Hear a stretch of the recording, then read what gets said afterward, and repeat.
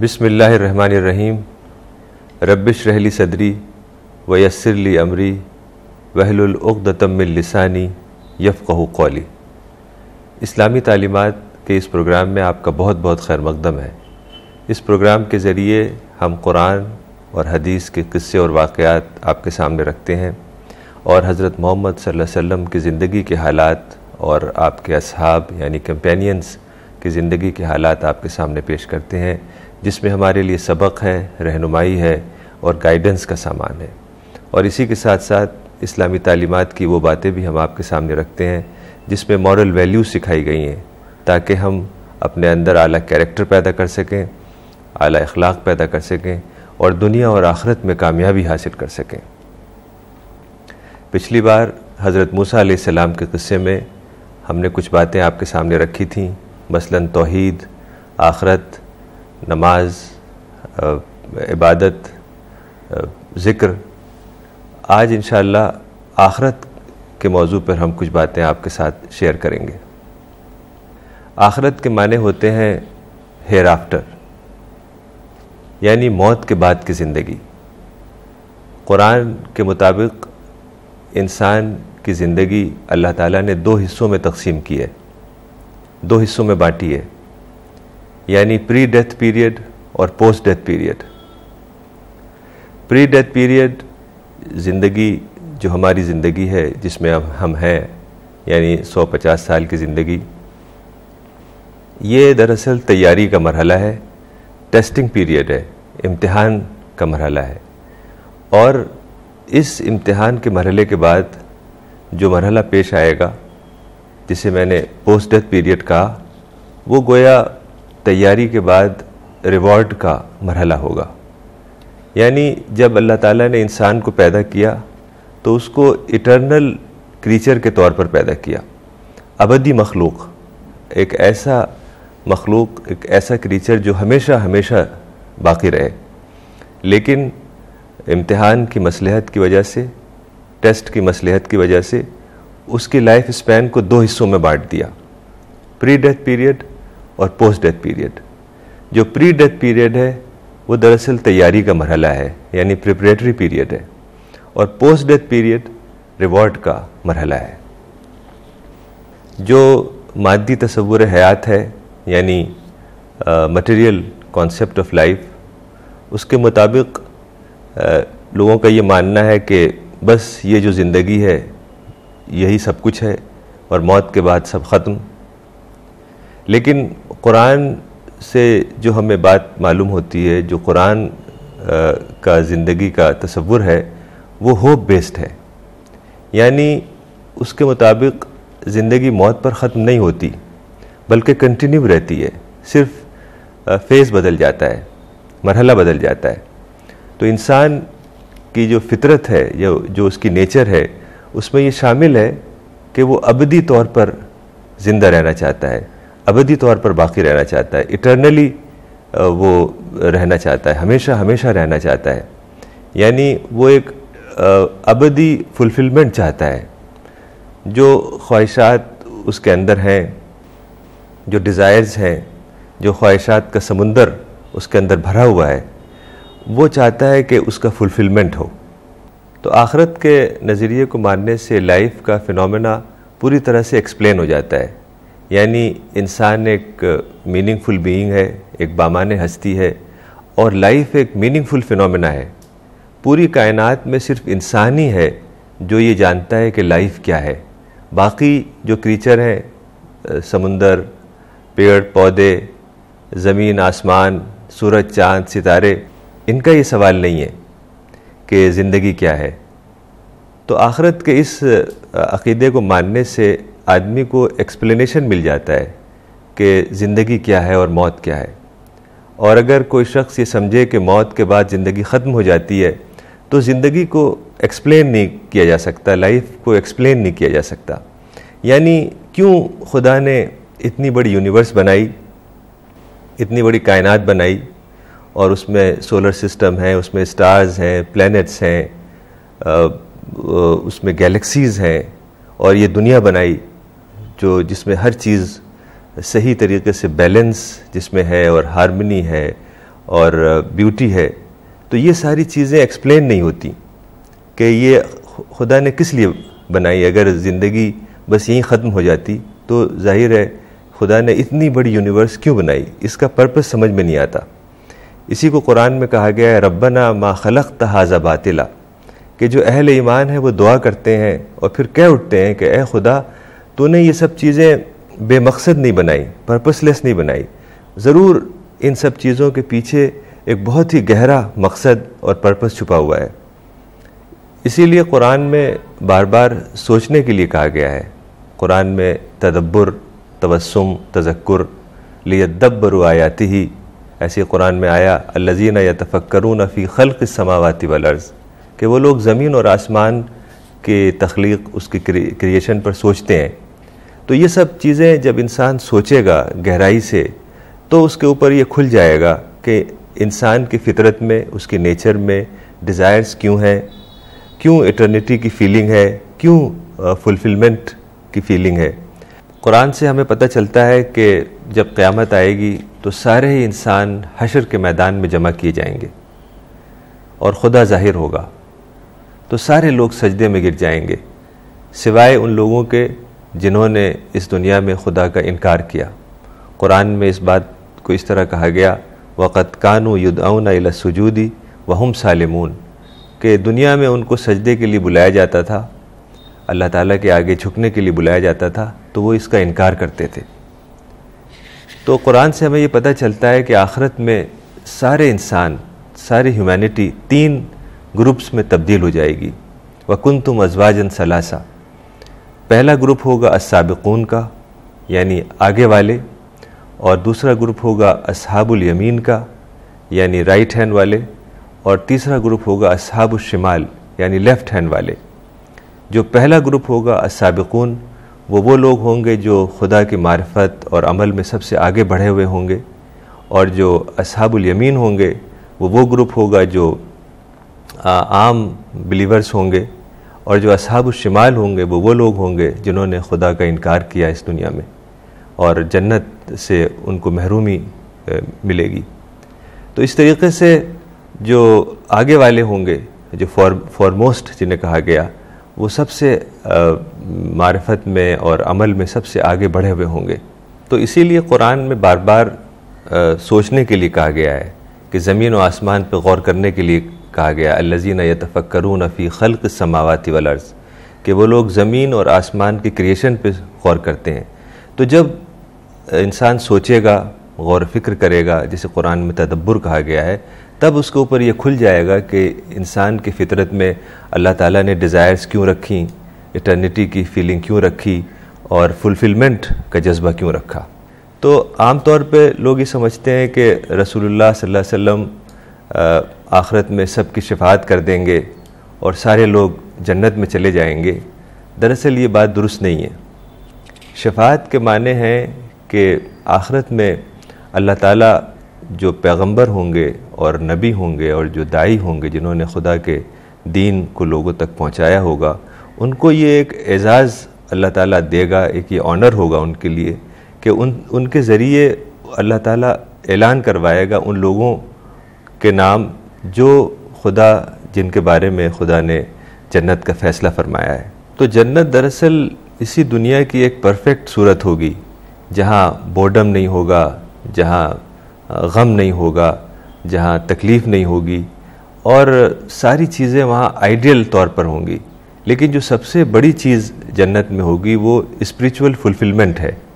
اس بات کو حدیث میں اس طرح سے کہا گیا ہے کہ تم خدا کو اس طرح سے دیکھو گے جیسے تم چاند کو دیکھتے ہو، یعنی خدا اور بندوں کے درمیان ڈائریکٹ ایکسچینج ہوگا، اور جنت میں پلیزنٹ ایکٹیویٹیز ہوں گی۔ قرآن میں اس کو کہا گیا ہے وَهُمْ فِي شُغْلٍ فَاكِهُونَ، کہ وہاں پر وہ اچھے پلیزنٹ کام میں لگے ہوئے ہوں گے، پلیزنٹ ایکٹیویٹیز میں ہوں گے۔ تو انسان کی نسبت سے جو سرگرمیاں ہیں وہ ساری سرگرمیاں جنت میں ہوں گی، یعنی انسان کو جو فلفلمنٹ چاہیے اس کے لحاظ سے ساری وہ چیزیں وہاں اسے ملیں گی جو اسے چاہیے، اور خدا کی جو یونیورسل گلوری ہے اس کے نئے نئے پہلو کھلتے رہیں گے، اور یہ ابدی طور پر ایٹرنلی یہ چیز چلتی رہے گی۔ حدیث میں آتا ہے کہ جنت میں جو لوگ داخل ہوں گے ان کے دل چڑیوں کی طرح سے ہوں گے، یعنی وہ نیگیٹیوٹی سے پاک ہوں گے۔ چڑیا کیا ہے؟ چڑیا اگر مان لیجئے ایک پیڑ پہ بیٹھی ہے اور آپ نے اس کو ایک کنکری مار دی تو وہ وہاں سے اڑ کے دوسری شاخ پہ بیٹھتی ہے، وہاں بھی چہچہانے لگتی ہے۔ تو یہ نیگیٹیوٹی جو ہے اگر انسان اپنے اندر سے ختم کرے اور اپنے آپ کو پازیٹیو انسان بنائے، جس کو قرآن میں تزکیہ کہا گیا ہے، تبھی وہ اپنے آپ کو ڈیزرونگ کینڈیڈیٹ بناتا ہے جنت کے لیے۔ حدیث میں آتا ہے کہ اہل جنت کے لوگ اپنے نعمتوں میں ہوں گے تو اچانک ان کے اوپر ایک نور ظاہر ہوگا، تو وہ اپنا سر اٹھائیں گے آسمان کی طرف، اوپر دیکھیں گے تو وہاں خدا موجود ہوگا۔ تو اللہ تعالیٰ جنت والوں کو سلام کرے گا، فقال السلام علیکم اہل الجنہ، تو جنت والے بھی اللہ تعالیٰ کو سلام کریں گے۔ پھر دونوں ایک دوسرے کو دیکھیں گے اور سارے لوگ جنت کی جو نعمتیں ہیں اس کو بھول جائیں گے، یہاں تک کہ خدا چھپ جائے گا لیکن اس کا نور باقی رہے گا۔ اسی طریقے سے حدیث کی کتابوں میں آتا ہے کہ سعید ابن المسیب ابو ہریرہ سے ملے۔ ابو ہریرہ آپ ایک بہت ہی بڑے صحابی تھے، تو ابو ہریرہ نے کہا کہ میں دعا کرتا ہوں کہ اللہ مجھ کو تم سے جنت کے بازاروں میں ملوائے۔ تو سعید نے کہا کہ جنت میں بھی کیا بازار ہوں گے؟ تو ابو ہریرہ نے کہا ہاں، رسول اللہ صلی اللہ علیہ وسلم نے مجھے بتایا ہے کہ جنت میں بازار ہوں گے۔ آپ نے فرمایا کہ جب جنت والے جنت میں داخل ہوں گے تو ان کے اعمال کے مطابق ان کو جنت میں رکھا جائے گا، یعنی جنت میں بھی کئی درجے ہوں گے۔ قرآن میں 2 درجے بتائے گئے ہیں، جنتان، اور حدیث میں 100 درجے بتائے گئے ہیں کہ اعمال کے مطابق جنت والوں کو الگ الگ جنتوں میں رکھا جائے گا، الگ الگ حصوں میں رکھا جائے گا۔ تو حضرت ابو ہریرہ آگے فرماتے ہیں کہ پھر ان کو اجازت دی جائے گی کہ وہ خدا کی زیارت کریں، خدا کا عرش ظاہر ہوگا، جنت والے ایک باغ میں جمع ہوں گے، اور ابو ہریرہ رسول اللہ صلی اللہ علیہ وسلم سے پوچھتے ہیں کہ کیا ہم خدا کو دیکھیں گے؟ تو رسول اللہ نے فرمایا کہ کیا تم 14ویں کے چاند کو نہیں دیکھتے؟ تو حضرت ابو ہریرہ نے کہا ہاں ہم دیکھتے ہیں۔ تو رسول اللہ نے فرمایا کہ تم ایسے ہی دیکھو گے خدا کو جیسے تم 14ویں کے چاند کو دیکھتے ہو۔ تو ہر شخص سے خدا ڈائریکٹ بات کرے گا، اور پھر جو لوگ ہوں گے، جو اہل مجلس ہوں گے، ان سے کہا جائے گا کہ تم اٹھو، اور اللہ تعالیٰ نے تمہارے لیے ایک بہت خاص چیز تیار کی ہے۔ تو پھر وہ سب باہر جائیں گے، ایک بازار میں آئیں گے، ایک ایسا بازار ہوگا جہاں بہت فرشتے ہوں گے، یعنی اس بازار کو فرشتے مینیج کر رہے ہوں گے۔ تو اس میں ایسی چیزیں ہوں گی کہ جو نہ کسی انسان نے کبھی سوچی، نہ کسی نے دیکھی، نہ کبھی اس کے بارے میں انسان کے ذہن میں گمان آیا۔ تو ان سے کہا جائے گا کہ تم جو چیز بھی تم لینا چاہو لے لو، تو وہ اپنی پسند کی چیزیں لے لیں گے، لیکن وہاں کوئی خرید و فروخت نہیں ہوگی، یعنی کوئی سیل یا کوئی ٹرانزیکشن نہیں ہوگا۔ تو جو جنت کی چیزیں ہیں وہ دراصل فرشتے مینیج کر رہے ہوں گے۔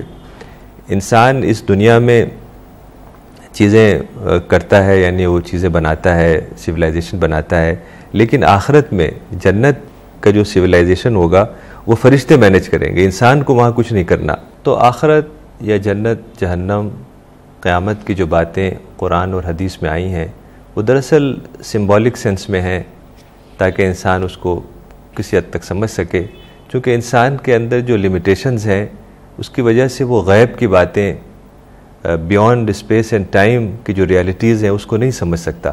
تو اس لیے حدیث میں کچھ باتیں سمبولک انداز میں آئی ہیں تاکہ انسان کسی حد تک قیامت کے بارے میں، آخرت کے بارے میں، جنت اور جہنم کے بارے میں کچھ باتیں سمجھ سکے۔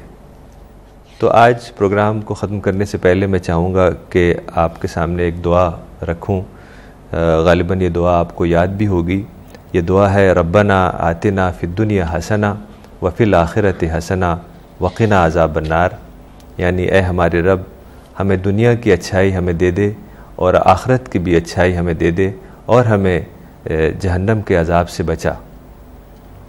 اس دعا کو عام طور سے لوگ اس طرح سمجھتے ہیں کہ دنیا کی جو اچھی چیزیں ہیں، یعنی جو ریچز ہیں، جو ویلتھ ہے، جو دولت ہے اور شہرت ہے، عزت ہے، وہ سب چیزیں بندہ خدا سے مانگ رہا ہے، اور آخرت کی بھی جو اچھی چیزیں خدا سے مانگ رہا ہے۔ دراصل اس کا مطلب یہ نہیں ہے۔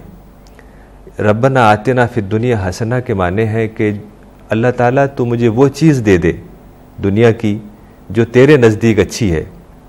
یعنی اگر کوئی بندہ دنیا کی وہ چیزیں مانگ رہا ہے، ویلتھ اور پراپرٹی اور جو دنیا کی جو لگژریس لائف ہے، اس کو اگر مانگے گا تو اس کا تو مطلب یہ ہے کہ وہ اپنے ٹیسٹ کو اور بڑھائے گا، چونکہ یہ ساری چیزیں دراصل امتحان کے لیے ہیں۔ اس کا مطلب یہ نہیں ہے کہ ویلتھ کوئی بری چیز ہے، ویلتھ اچھی چیز ہے، لیکن ویلتھ دراصل ہماری نیڈ ہے، ہماری ضرورت ہے۔ جیسے ہمیں بہت چیزوں کی ضرورت ہے، ہمیں ویلتھ کی بھی ضرورت ہے، ہمیں اور جو دنیاوی چیزیں اس کی بھی ضرورت ہے، لیکن ویلتھ کو ہمیں نیڈ کے طور پر لینا ہوگا۔ اگر ہم اس کو اپنا گول بنا لیں کہ ویلتھ اور دنیا کی جو چیزیں ہیں اسے اگر ہم اپنا گول بنا لیں تو وہ درست نہیں ہوگا۔ اسے اگر ہم نیڈ کے حد تک رکھیں گے تو یہ درست ہوگا۔ گول تو ہمارا آخرت ہے، اسپریچول ڈیولپمنٹ ہے، انٹلیکچول ڈیولپمنٹ ہے، اور آخرت میں کامیابی ہمارا گول ہے۔ لیکن چونکہ دنیا میں ضرورت ہے، انسان کی بہت ساری ضرورتیں ہیں، تو ویلتھ بھی اسی ضرورت کے حد تک آتی ہے، تو ویلتھ کو ہم نیڈ کے طور پر لیں گے، لیکن ہمارا جو گول ہے وہ آخرت ہے، وہ اسپریچول ڈیولپمنٹ ہے، وہ تزکیہ نفس ہے، پیوریفیکیشن آف سول ہے۔ تو اس دعا کے معنی ہیں یعنی ربنا آتنا فی الدنیا حسنہ وفی الآخرۃ حسنہ وقنا عذاب النار، کہ اے میرے رب جو دنیا کی چیزیں تیرے نزدیک بہتر ہیں، تیرے نزدیک اچھی ہیں، وہ مجھے دے دے، اور جو آخرت کی چیزیں اچھی ہیں تیرے نزدیک وہ مجھے دے دے، اور مجھے جہنم کے عذاب سے بچا۔ تو دعا کو سمجھ کے پڑھنا اس لیے بہت ضروری ہے کہ اگر آپ دعا کو بنا سمجھے پڑھیں گے اور رٹ لیں گے اور بار بار دہرائیں گے 1000 بار 10,000 بار، تو ظاہر ہے وہ دعا آپ کی دل کی آواز نہیں بنے گی، آپ کے اپنے احساس اس کے اندر نہیں پیدا ہوں گے۔ جب تک کہ دعا آپ کی اپنی دل کی آواز نہیں بنے اور آپ کے دل کی گہرائیوں سے نہیں نکلے، تب تک وہ قبول نہیں ہوگی۔ تو دعا آپ جب بھی پڑھیں اس کو سمجھیں، اس کو اچھی طرح سے اس کے ٹرانسلیشن کو سمجھیں، اس کے میننگ کو سمجھیں، تبھی وہ دعا آپ کی اپنی آواز بن جائے گی۔ حدیث میں آتا ہے کہ کچھ ایسے لمحات ہوں، کچھ ایسے مومنٹس ہوں ایک بلیور کی زندگی میں، ایک بلیور کے 24 گھنٹے میں، صبح شام میں کچھ ایسے لمحات ہوں کہ وہ اپنے رب سے باتیں کرے۔ ساعات یناجی فیہا ربا، یعنی کچھ ایسے لمحے ہوں کہ وہ اپنے رب سے باتیں کرے۔ تو وہ اپنے رب سے کیسے باتیں کرے گا جب اس کو میننگ بھی نہیں پتہ اس دعا کی؟ تو میننگ آنا ضروری ہے، تبھی وہ اپنے رب سے کمیونین قائم کر سکتا ہے، کنیکٹ ہو سکتا ہے، اس کا اور رب کے درمیان ایکسچینج قائم ہو سکتا ہے۔ یعنی جو ایکسچینج ہے وہ جبھی قائم ہوگا جب دل کی گہرائی سے دعائیں نکلیں۔ یعنی جو احساسات آپ کے سینے میں پیدا ہوں وہ جب لفظوں کی صورت میں ڈھل جائیں تو وہی دعا ہے۔ تو وہ جبھی ہوگا جب آپ دعا کے میننگ کو سمجھیں گے، گہرائی سے اس کے معنی کو سمجھیں گے اور اس کو اپنی دل کی آواز بنا لیں گے، تبھی وہ دعا آپ کی اپنی دعا بن جائے گی اور وہ انشاءاللہ قبول ہوگی۔ تو یہ دعا بہت اچھی دعا ہے، ربنا آتنا فی الدنیا حسنہ وفی الآخرۃ حسنہ وقنا عذاب النار۔ اس کو آپ اکثر پڑھا کریں، بار بار پڑھیں، نماز کے بعد پڑھیں، کسی بھی موقع پہ پڑھیں۔ تو اس دعا کے ساتھ ہم آج اس پروگرام کو ختم کرتے ہیں اور اللہ تعالیٰ سے دعا کرتے ہیں کہ مجھ کو اور آپ کو قرآن کو سمجھنے، اس کے اوپر عمل کرنے اور اس کے پیغام کو سارے لوگوں تک عام کرنے میں ہماری مدد فرمائے۔ وَأَقُولُ قَوْلِي هَٰذَا وَاسْتَغْفِرُ اللَّهَ لِي وَلَكُمْ أَجْمَعِينَ۔